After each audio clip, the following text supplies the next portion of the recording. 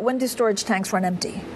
Your parts of the world, like Australia, Philippines, Thailand, you are. But the question is when and where.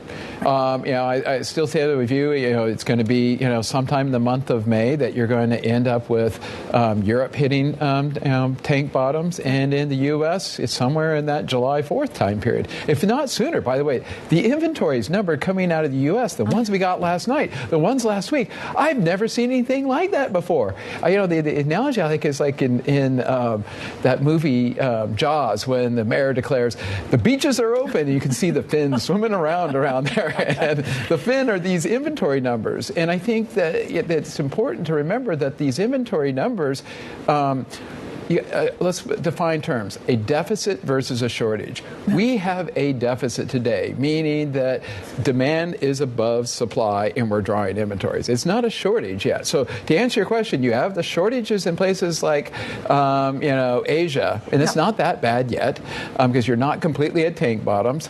But in places like Europe and the United States, you're in a deficit and you don't hit the shortages until you hit tank bottoms. But so, first of all, what fuels are going to run out first? Distillate jet fuel, because the LPGs, those are the ones in which the Gulf was a big exporter of. Yeah. And then the other one is like diesel. Those crude oils that come out of the Middle East were very rich in diesel. And like inventories, even in the U.S., are 11% below the 5-year average on diesel as a starting point.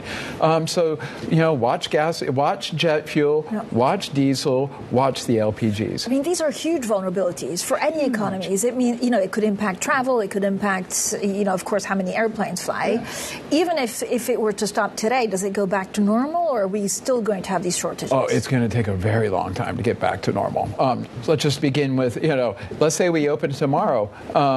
You got to be really confident there's no mines in that main passageway. Before, then you got to get the insurance. The insurance guys have to be confident there's no mines, and then you got to get all the ships back in the right place. That's 3 months bare minimum. And then you got to restart the production that has been shut in, and how much of it's damaged, we don't know. I like to point out, when we shut all that production in during COVID, it took 2 years to get it back all online again.